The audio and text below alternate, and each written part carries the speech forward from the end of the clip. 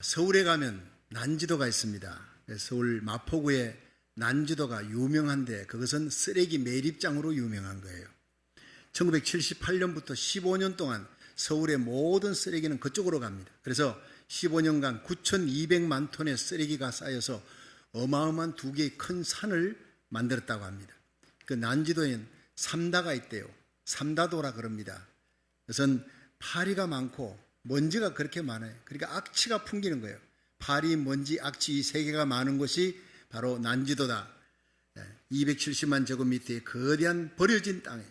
그런데 서울시에서 1993년부터 이 난지도를 생태공원으로 만들기로 계획하고 부담 없이 노력을 기울인 끝에 9년 만에 2002년 5월 달에 월드컵 공원으로 탄생하게 된 겁니다. 자연과 사람이 평화롭게 만나는 곳이라 해서 평화의 공원이라 이름을 짓고 거기서 하늘을 보면 하늘이 너무 아름다워 하늘공원이라, 마치 천국 같다 해서 하늘공원이라, 노을이 그렇게 아름답다 해서 노을공원이라 이렇게 이름을 지으면서 아름답게 재창조가 된 겁니다. 아름다운 숲이 있고 산책로가 있고 정원이 있고 호수가 있고 얼마나 아름다운지 몰라요.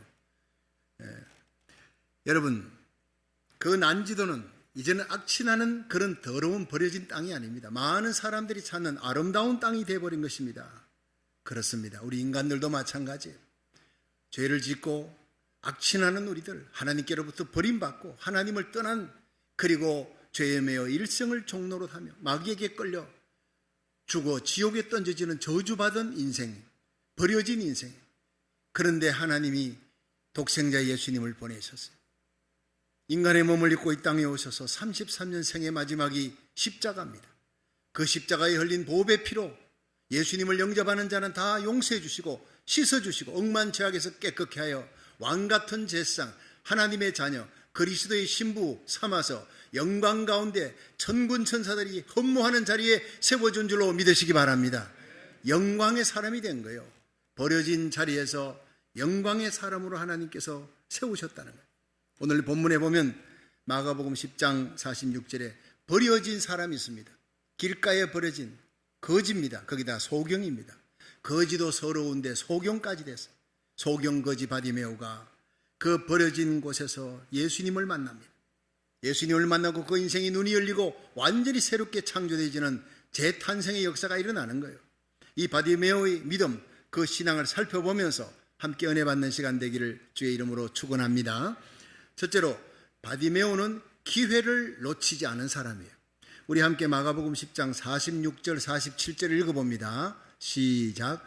저희가 여리고에 이르렀더니 예수께서 제자들과 허다한 무리와 함께 여리고에서 나가실 때에 디메오의 아들인 소경거지 바디메오가 길가에 앉았다가 나사렛 예수시란 말을 듣고 소리질러 가로되 다윗의 자손 예수여 나를 불쌍히 여기소서 하거늘 아멘.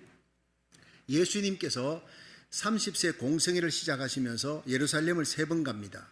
그런데 이것이 마지막 예루살렘 길, 십자가 지시는 길이에요. 이 땅에서는 마지막으로 가는 예루살렘 길입니다. 그런데 그 길 가는 길에 여리고를 지나게 됐습니다. 예수님께서 그 여리고를 지나는데 바디메오가, 소경이 소리를 지릅니다. 다윗의 자손 예수여 나를 불쌍히 여기소서. 이 다윗의 자손이라는 말은 구약에 예언된 메시아라는 것, 그냥 선지자요 랍비요 이 정도가 아닙니다. 당신은 하나님의 아들입니다. 믿음의 대상이 분명했어요. 다윗의 자손 예수여 나를 불쌍히 여겨달라.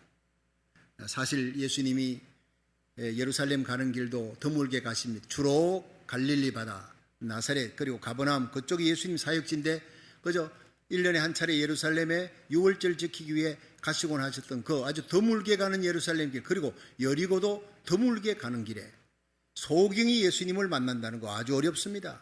눈이 보이지 아니하니까, 교통도 발달이 안 된 그때 예수님 찾으러 갈릴리까지 온다는 것은 굉장히 어려운 일입니다. 그런데 이 소경이, 바디메오가 평소에 예수님을 사모했어요. 예수님에 대한 소문을 들었습니다. 예수님께서 갈릴리 근방에 사역하시는데 이분이 하나님의 아들이란다. 이분이 안전병이도 일으켰대. 소경이 눈을 열고 귀머거리가 귀가 열리고 벙어리가 입이 열리고 귀신이 쫓겨나가고 죽은 자가 살아났다. 이 소문을 들으면서 이분은 가슴에 꿈을 품기 시작했습니다. 소경의 눈을 열었다면 내 눈도 열어줄 수 있지 않는가? 내가 예수님 만나면 내 인생이 완전히 바뀌어지게 된다. 그는 가슴 속에 설레임을 안고 예수님을 기다렸습니다. 근데 어느 날 많은 사람들이 지나가는 거예요. 여보시오, 여보시오. 무슨 일이요? 누가 지나갑니까? 아, 나사렛의 예수라는 분이 이곳에 오셔서 그토록 자기가 기다리는 분. 그 소리를 듣자마자 방향이 어디인지는 모르지만 소리 지르기 시작합니다. 다윗의 자손 예수여, 나를 불쌍히 여기소서. 여러분, 이게 앞이 안 보이는 사람이 소리 지르는 것은 정상인의 소리와 다릅니다. 아주 절규를 하는 소리예요.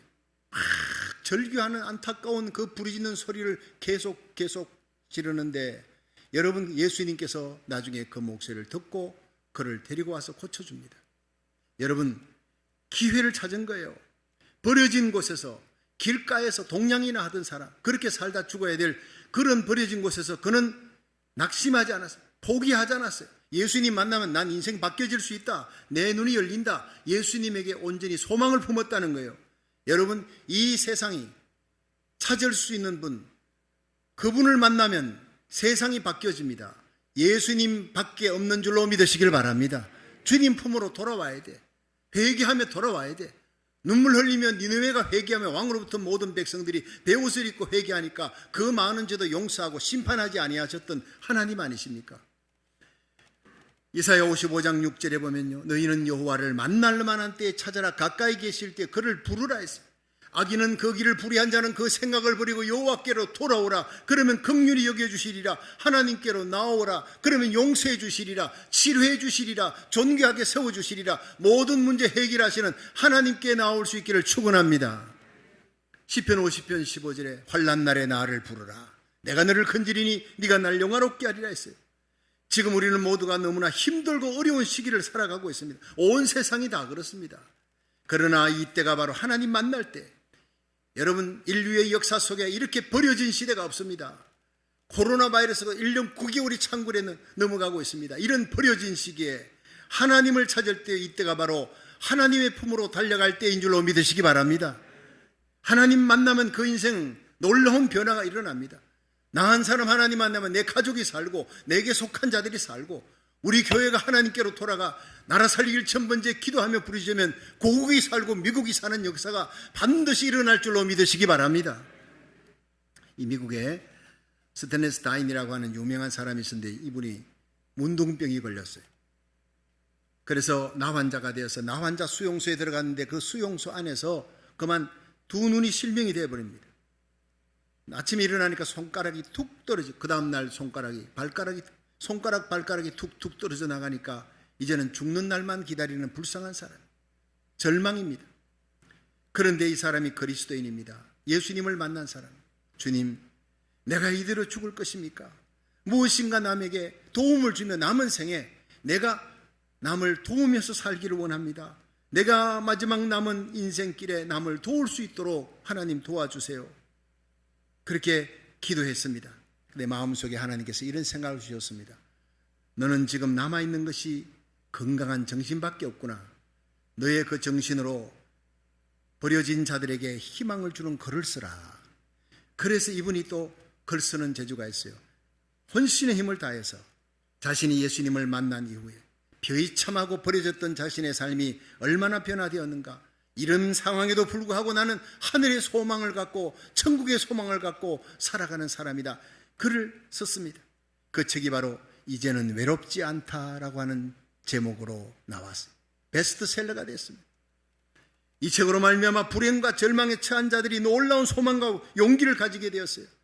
저런 나환 자도 마지막 남은 것이 아무것도 없는데 남은 그 생각을 가지고 글을 써서 용기와 위로를 주는데 나는 남은 것이 얼마나 많은가. 많은 사람들이 용기와 힘을 얻었다는 거예요. 여러분, 버려진 자리에서 포기하지 않고 주님의 이름을 부를 때 하나님이 새로운 기회를 주실 줄로 믿으시기 바랍니다. 여러분의 삶의 자리가 아무리 고통스러운 자리, 버려진 자리라 할지라도 그 자리에서 바디메오처럼 스테네스 다인처럼 하나님을 만나는 축복의 기회로 삼으시기를 주의 이름으로 축원합니다. 두 번째, 바디메오는 장애의 벽을 뛰어넘은 사람이에요. 그래서 주님이 좋아하셨습니다. 우리 마가복음 10장 48절에서 50절 한번 읽어보겠습니다. 시작. 많은 사람이 꾸짖어 잠잠하라 하되 그가 더욱 심히 소리 질러 가로되 다윗의 자손이여 나를 불쌍히 여기소서 하는지라. 예수께서 머물러 서서 저를 부르라 하시니 저희가 그 소경을 부르며 이르되 안심하고 일어나라 너를 부르신다 하매 소경이 겉옷을 내어버리고 뛰어 일어나 예수께 나아오거늘. 아멘. 자, 여러분, 이 소경거지 바디메오가 예수님 지난다는 얘기를 듣고 소리소리 질렀는데, 여러분, 이게 어느 정도 시간이 지나가니까 주위에 있는 사람들이 난리가 났어요. 꾸짖어 잠잠하라. 야, 이 사람아, 이 동네는 당신이 혼자 사는 거 아니지 않냐? 이 산중도 아니고 이 많은 사람들이 귀가 따가워 죽겠어. 좀 제발 그만해. 옆구리를 발로 찰고 안 보이니까 쥐어받고 꾸짖고 잠잠하라. 피파갑니다. 예수님께 가는 길이 막혀버리는 거예요. 예수님께 가는 길에 인간 장벽이 세워져 버렸습니다. 그런데 이 바디메오가 거기에서 중단한 게 아니에요. 더욱 크게 소리 질렀더라. 성경 그렇게 기록됩니다. 이게 바로 주님을 기쁘시게 하는 신앙의 태도였습니다. 예수님께서 그 소리를 들으셨습니다. 마침내 주님께서 그 소리를 듣고 돌아보시며 그를 내게 데려오라 했어요. 그때 누가 데려갔겠습니까? 이 바디메오의 너 좀 잠잠해라 꾸짖고 그 쥐어받고 하던 그 사람이 야, 예수님이 널 부르네, 가자. 그리고 그 사람들이 일으켜서 그 사람들의 부축을 받고 예수님께 갔을 거예요. 틀림없이. 가장 가까이서 핍박했던 사람들이 이 바디메오를 예수님께 데려간 거예요. 여러분, 하만이 모르드게를 죽일라 했잖아요. 총리의 자리는 자기에게 절하지 않는다고, 자기를 무시한다고, 하나님을 존귀히 여기고 하나님만 바라봤던 이 모르드게를 하만이 죽이려 했지만 모르드게가 끝까지 하나님 바라보는 거예요. 그 어려운 상황 속에 온 민족이 멸절당할 위기처에서도 하나님 앞에 매달리고 기도하고 하나님만 바라보니 마침내 하나님께서 이 하만이 왕의 말에다가 모르드게를 태워가지고 온 수산성을 돌면서 왕이 존귀케 하는 자를 이같이 세우신다, 이렇게 하나님이 뒤바꿔버린 겁니다. 나중에는 하만의 자리, 총리의 자리에 모르드게를 세우신 하나님입니다. 하나님은 이렇게 멋있는 하나님. 여러분을 힘들게 하며 핍박하며 고난을 주는 고통케 하는 사람들, 그들을 바라보지 마세요. 주님을 바라보고 나가십시오. 여러분, 기도하다 낙심하지 마십시오. 선을 행하다 낙심하지 마십시오. 예수 믿다 낙심하지 마십시오. 선을 행하되 낙심하지 말라. 때가 이르매 거두리라. 여러분, 때가 이르면 그 고통 주던 핍박하던 나를 힘들게 하던 내 인생의 앞길에 장애가 됐던 그 사람이 그 사람의 손으로 여러분을 높이고 세워줄 줄로 믿으시기 바랍니다. 하나님은 그렇게 유무르사신 멋있는 하나님이시라고요. 그렇습니다. 우리 앞에 있는 고통과 아픔의 장벽이 있을 때 주저앉지 마십시오. 그것을 디딤돌로 해서 뛰어넘는 성도가 되기를 주의 이름으로 축원합니다. 얼마 전에 은퇴했던 이 한국의 배구 국가대표 선수인 김연경 선수예요. 아주 멋있는 선수입니다. 세계적으로 손꼽히는 선수가 됐어요. 이 김연경 선수가 세계 지식 포럼이라고 하는 그 대회에 나갔어요. 연설을 하는데 아무나 부르지 않습니다. 반기문 전 유엔 사무총장이 연설하는 그 자리 앞에 이 김연경 선수가 나가서 자기가 성공하게 된 이유는 키가 작았기 때문입니다. 키 작고 왜소해서 그는 배구 선수로 합당하지 않았어요. 만년 후보 선수였어요. 그래서 친구들이 주전 선수로 다 뛸 때 그는 후보 선수로 버려져서 벤치에 앉아 있어야 했습니다. 거기에서 그는 슬퍼하지 않았어요. 내가 살 수 있는 길은 수비를 잘하는 거다. 키는 작지만 수비는 할 수 있으니까 아무리 빠른 공, 센 공이라도 나는 받아낼 것이다. 그 벤치에 앉아서 계속 수비하는 그 구상만 하고, 남이 잠잘 때 그는 밤늦게까지 연습합니다. 새벽에 아침 일찍 일어나서 누구보다 그 수비 연습을 열심히 하는 거예요. 완벽한 수비 선수가 됐습니다. 버려진 자리에서 기회를 포착하는 거예요. 그런데 이 김연경 선수가요, 고등학교 2학년 딱 되니까 키가 막 급성장해버려요. 저 고등학교 2학년 때 1년에 24cm가 컸어요. 그리고는 멈춰버려서 지금 이 키가 그때 큰 거예요. 김연경 선수가 한참 자랄 때. 그런데 그 키가 엄청나게 커서요, 모든 선수보다 더 높은 키를 갖게 되었습니다. 최장신 선수가 되니까 너 스파이크맨 공격수 해라. 그러니까 공격수도 그렇게 잘하는 거예요. 되게 공격을 잘하는 사람은 수비가 약해요, 상대적으로. 그런데 공격과 수비가 완벽하게 갖춰진 선수는 이 선수밖에 없어요. 키가 작았기 때문에 죽으라고 수비 연습을 했고 키가 커지고 공격수가 되니까 공수를 아주 겸비한 완벽한 선수가 됐어요. 이 김연경 선수가 도쿄올림픽에서 후배들을 독려하면서 절대 실력이 부족한 한국 여자 배구를 세계 4강의 대열에 올린 사람입니다. 숙적인 일본을 이깁니다. 강적 터키를 이길 때도 감동했지만은 이 도미니카 시합 때 명장면이 연출됐습니다.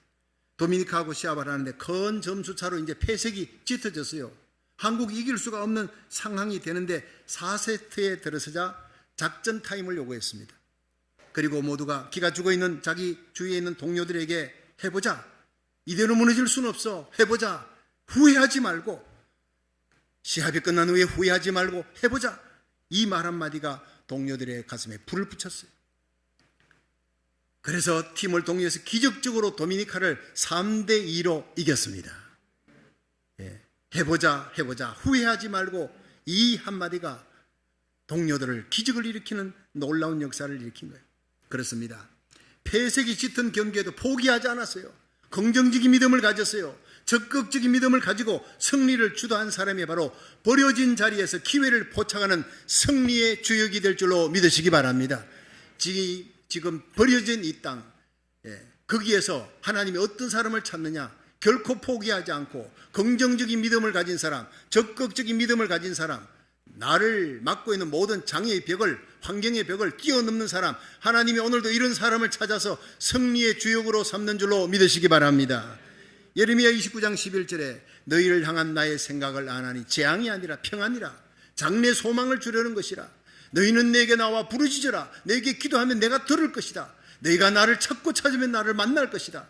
여러분, 그렇습니다. 우리의 삶이 아무리 버려진 시대에 살아도, 절망하는 사람들이 우리 주위에 도처에 깔려 있어도 예수 그리스도로 말미암아 소망을 주는 사람, 긍정적인 믿음의 사람이 되어 우리 주님 앞에 의의 병기로 존귀하게 쓰임 받기를, 예수 부활의 능력 가운데 살아갈 수 있기를 주의 이름으로 축원합니다. 마지막 세 번째, 바디메오는 자기의 소원을 명백하게 예수님께 고백했습니다. 자, 마가복음 10장 51절 52절 한번 읽어봅니다. 시작. 예수께서 일러 가라사대 내게 무엇을 하여 주기를 원하느냐. 소경이 가로되 선생님이여 보기를 원하나이다. 예수께서 이르시되 가라, 내 믿음이 너를 구원하였느니라 하시니 저가 곧 보게 되어 예수를 길에서 쫓으니라. 아멘.